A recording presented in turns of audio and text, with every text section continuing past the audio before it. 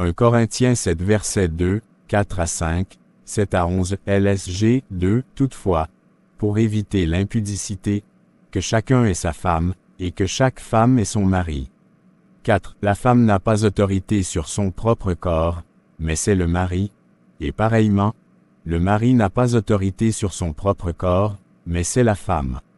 5 Ne vous privez point l'un de l'autre, si ce n'est d'un commun accord pour un temps, afin de vaquer à la prière, puis retourner ensemble, de peur que Satan ne vous tente par votre incontinence. 8 À ceux qui ne sont pas mariés et aux veuves, je dis qu'il leur est bon de rester comme moi. 9 Mais s'ils manquent de continence, qu'ils se marient, car il vaut mieux se marier que de brûler.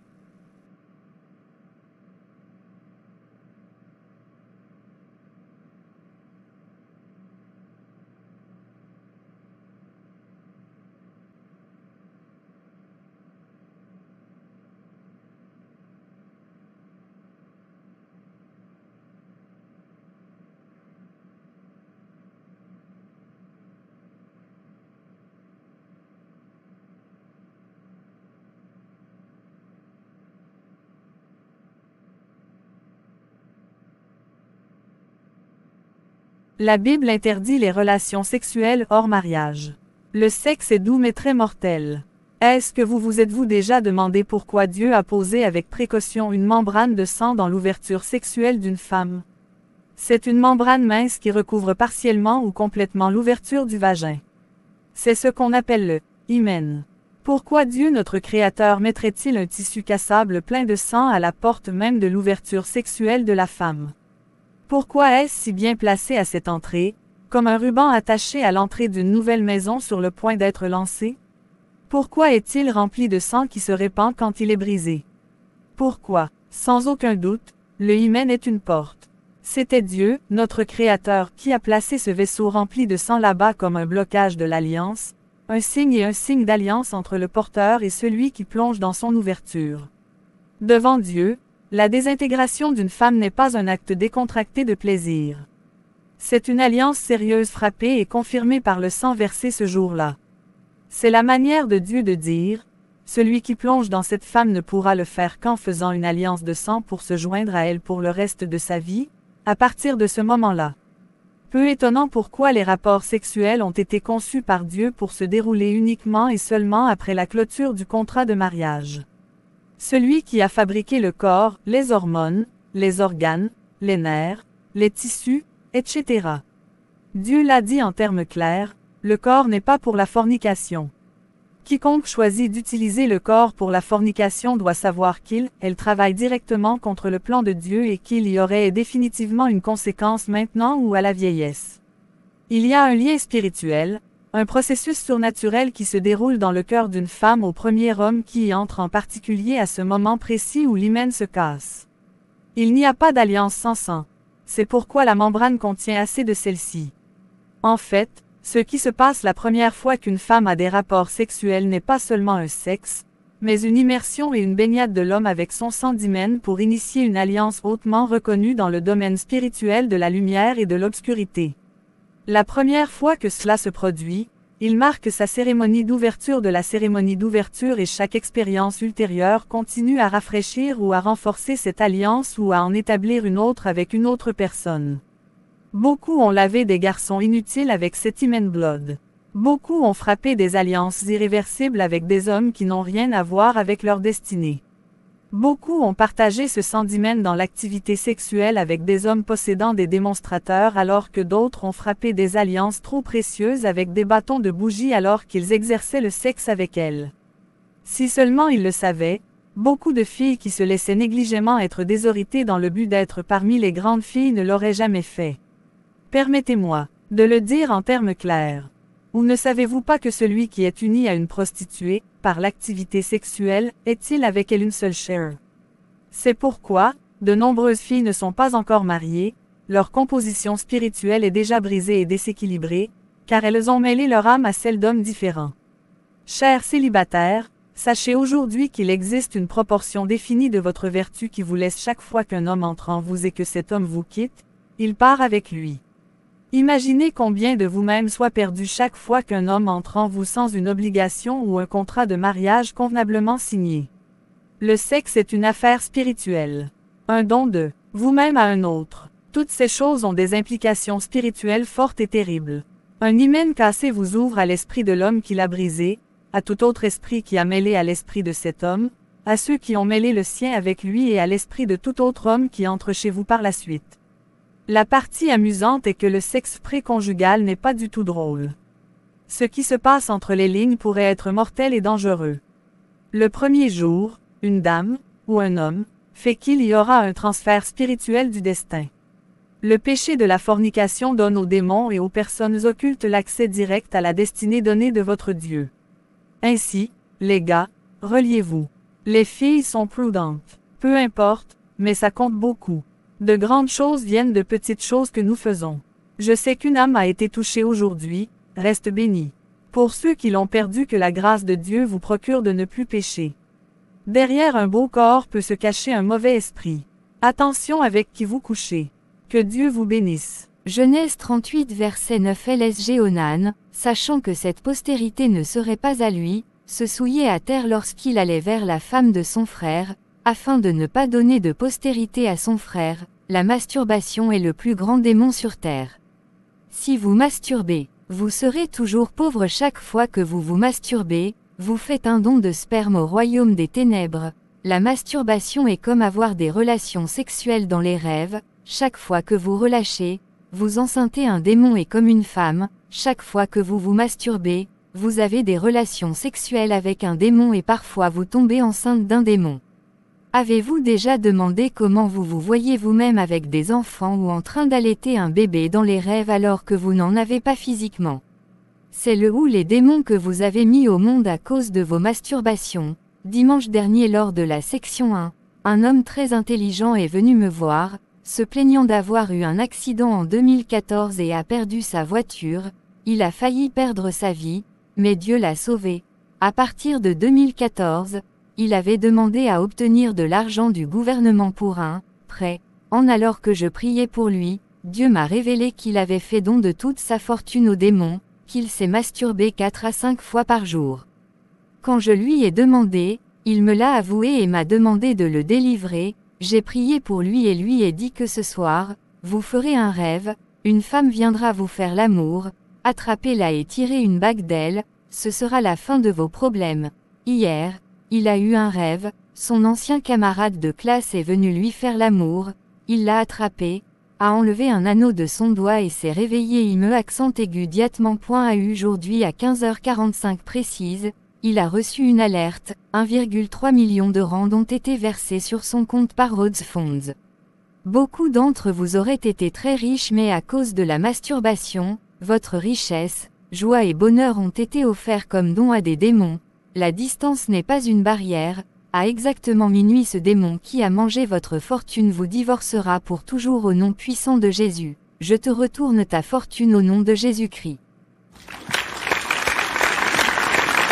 L'impact spirituel du vagin. Le vagin de la femme est un organe très puissant spirituellement. La femme ignore même la puissance de ce magnifique bijou divin qu'elle possède. Le vagin protège le sperme de l'homme. Le vagin est le réceptacle naturel, légitime, mystique, divin de la semence du mâle. Toute autre destination de ce liquide précieux est inappropriée, anormale, mais surtout pas très profitable pour l'émetteur du liquide, et très dangereux pour lui. Le sperme est l'énergie vitale de l'homme, il a la même valeur énergétique et spirituelle du sang.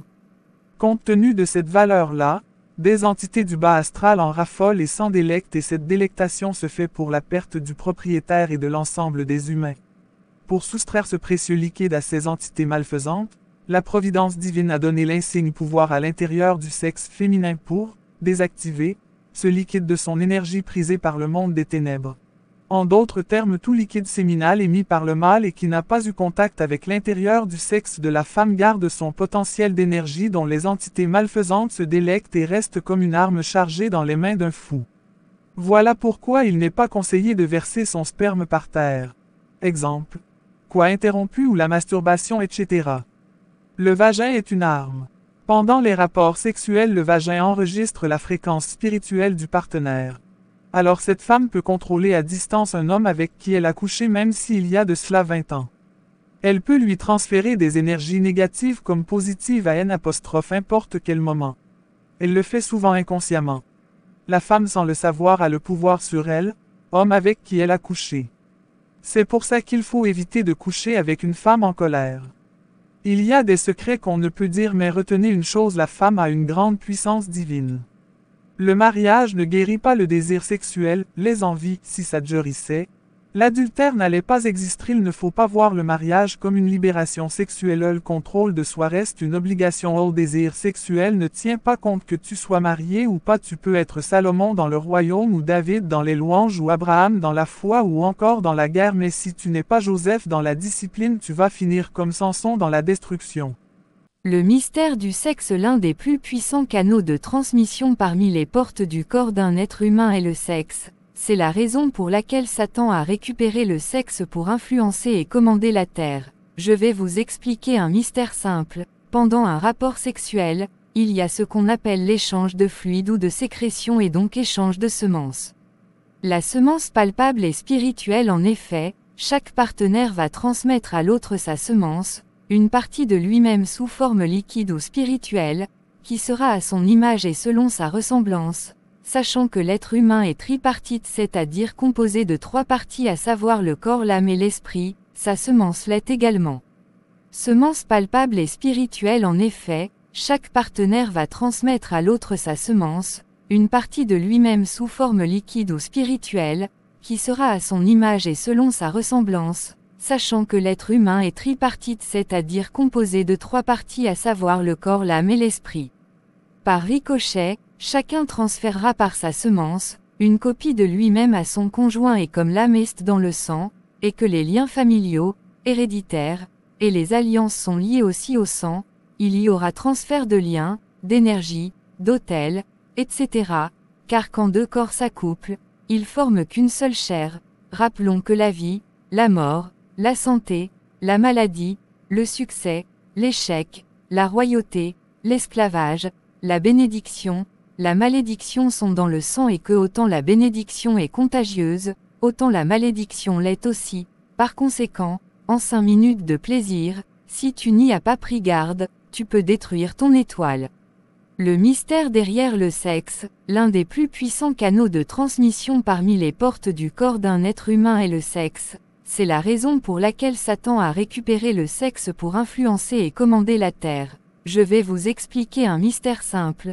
Pendant un rapport sexuel, il y a ce qu'on appelle l'échange de fluide ou de sécrétion. Fais donc attention avec qui tu couches, car tu ne sais pas d'où la lignée du sang de ton partenaire et ses esprits proviennent. Même le monde occulte connaît le pouvoir derrière le sexe. Par le sexe on peut te ravir ta couronne, voler ton trône, arracher tes grâces, déchirer ta tunique, voler ton or et ton argent, changer ton étoile, détruire tes projets, sucer ta grâce, te tuer, t'enterrer vivant. Plusieurs ont échoué après un rapport sexuel de 5 minutes à cause des transferts d'énergie et d'esprit. Plusieurs ont tué leur futur à cause d'un échange de sang. Pensez à faire passer votre partenaire par dans la prière. Demandez la purification de notre Seigneur. Entourez-vous de personnes pieuses. Trop de beaux corps ont des esprits dangereux et une âme sale. Partagez ceci si vous le voulez bien pour sauver une vie et accorder le salut de Jésus-Christ à plusieurs âmes influencées par le sexe. Le sexe n'est pas une mauvaise chose à condition qu'on le partage avec la chair de sa chair, les os de ses os dans le mariage en Jésus-Christ. Genèse 2h21 à 25. Soyez bénis. Pasteur Samuel, quelles sont les conséquences du péché dans la vie d'un chrétien? 1. Ils culpabilisent et remplissent de honte et de condamnation les chrétiens. 2. Ils ralentissent et retardent la croissance spirituelle des chrétiens. 3. Ils coupent la communion des chrétiens avec le Saint-Esprit. Ils tuent la vie de la prière, la vie de méditation des chrétiens. Ils détruisent l'appel, le ministère, la vocation des enfants de Dieu. Ils les éloignent du plan de Dieu pour leur propre vie, leur famille ou leur environnement. 4. Ils volent la paix et la joie des chrétiens. Ils remplissent d'une mauvaise crainte de Dieu et de la mort le cœur des chrétiens. 5. Ils isolent les chrétiens de la communion des frères et sœurs. Ils éloignent les chrétiens souillés des chrétiens sanctifiés. Ils donnent aux chrétiens souillés le sentiment qu'ils sont jugés pour leurs impuretés. 6. Ils conduisent à de puissantes et humiliantes dépendances sexuelles comme la masturbation ou la pornographie. 7. Ils affectent les relations avec le sexe opposé. Ils empêchent d'entretenir des relations pures avec des personnes de sexe opposé à cause des pensées souillées que produisent les péchés sexuels. Ils détruisent les relations amicales ou fraternelles quand des souillures s'infiltrent. 8. Ils créent des liens d'âme et des attachements immoraux puissants. Les péchés sexuels font que parfois certains chrétiens ont du mal à se séparer des partenaires incroyants, à couper les relations d'adultère dans lesquelles ils sont. Les péchés sexuels font croire à certains qu'ils sont amoureux. Le temps finit souvent par montrer l'immoralité de tels liens. 9. Les péchés sexuels ouvrent des portes à des rêves, des cauchemars, des oppressions démoniaques, des sensations spirituelles étranges. Ils attirent les démons d'immoralité et de souillure sexuelle. 10. Les péchés sexuels ouvrent la porte à des maladies sexuelles parfois incurables. 11. Les péchés sexuels attirent de lourdes malédictions spirituelles ou le jugement de Dieu. 12. Les péchés sexuels entraînent d'autres péchés comme l'avortement. 13. Les péchés sexuels entraînent des grossesses non désirées et hors mariage, des enfants qui vont grandir loin d'un mariage stable et uni parce que les partenaires n'étaient mariés ou préparés. 14. Les péchés sexuels détruisent la période de célibat. Ils le remplissent de souillure. 15. Les péchés sexuels sont des sémences qui détruisent les projets de mariage. De nombreux fiançailles ont été détruits par les péchés sexuels, soit des deux fiancés eux-mêmes ayant ouvert la porte à Satan, soit par l'infidélité découverte de l'autre. Les péchés sexuels tuent l'amour véritable, détruisent les sentiments amoureux dans les fiançailles et même le mariage. 16. Les péchés sexuels détruisent les mariages. Adultère, infidélité, incapacité à se donner complètement à son ou sa partenaire à cause d'une dépendance sexuelle dans le mariage comme la pornographie. Les péchés sexuels sont responsables de nombreux enfants malheureux. À cause du divorce des parents des enfants devenus rebelles aujourd'hui. 17. Les péchés sexuels conduisent dans le lac de feu et du jugement de Dieu. Car ils te poussent à t'éloigner de Dieu et de la sainteté, à te vautrer dans le mal et à t'enfoncer dans la rébellion contre la vérité. Le Seigneur Jésus est mort et ressuscité pour donner à tout la victoire sur la puissance du péché et même les péchés sexuels. Pour ceux et celles qui veulent être aidés, nous pouvons vous écrire personnellement en privé. Si donc le Fils Jésus-Christ vous affranchit, vous serez réellement libre. Jean 8h36. C'est tout pour cette vidéo. Veuillez aimer et partager autour de vous. Abonnez-vous à notre chaîne. Activez la cloche de notification pour ne manquer aucune de nos vidéos.